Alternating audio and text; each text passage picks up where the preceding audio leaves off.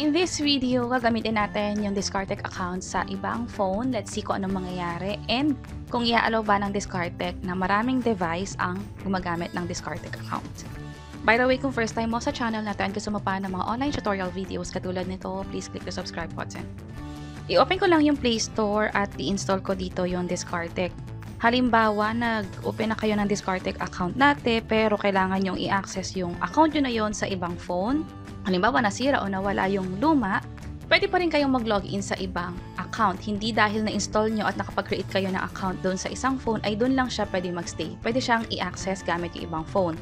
Mula dito, i-install lang yung Discardtech. By the way, pwede nyong i-download yung Discardtech na app gamit yung App Store or Play Store. Depende sa phone na gamit ninyo. Tapos na yung pag-install at download, tap ko na yung open. At ganito dapat agad yung makikita ninyo. Depende kung nag-update. At mula nga dito, kapag natapos na yung mga intro at yung mga features na pinapakita niya, tap na tong tara sa Discardtech at mag-login na. Tap ko to, mag-login tayo kasi meron na tayong phone number na na-sign up dati. I-enter ko lang dito yung phone number na yon. At i-tap itong, ready to rumble.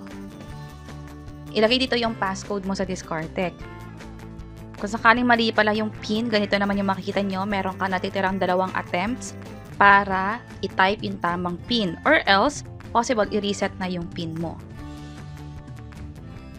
Ito yung part kung saan nag-aalaw lang si Discardtech ng limited number of devices na gumagamit ng account mo. I-tap ko tong mag-remove ng device.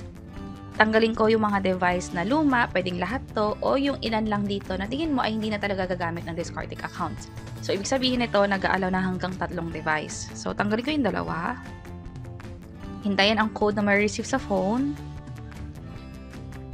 At ito siya. At ilagay naman ang passcode. Pwede nang mag-setup ng account dito. Tap ko tong let's go. I-register ko tong device na to.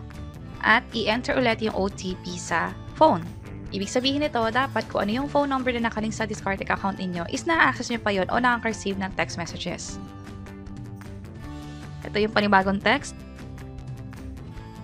I-activate ko na rin yung biometrics. Ito yung paggamit ng fingerprint o yung facial recognition para sa account mo at makapag-login na successfully. Skip ko na lang to or pwede naman yung gala tayo para makita natin yung guide. Dito makikita yung balanse.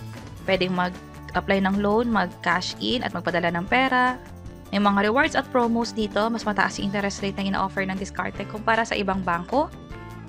At ito pa iba't ibang services. Pwedeng mag-scan, transfer, load, bills payment, at marami pang iba dito. Tap ko yung next at pwede nyong i-check yung menu, yung home, activity, mission, or account nyo mismo. So, na-setup na natin, nakapag-login tayo successfully ng Discardtech account sa panibagong phone. Pwede nyo itong itry sa side ninyo. Kung sakali naman na yung Discardtech nyo ay nakalogin sa ibang device at gusto nyo tanggalin, pwede nyo rin gawin katulad ng ginawa natin kanina na pag-remove ng device. Sana nakatulong tong video na to. Kung pakiclick ang like button.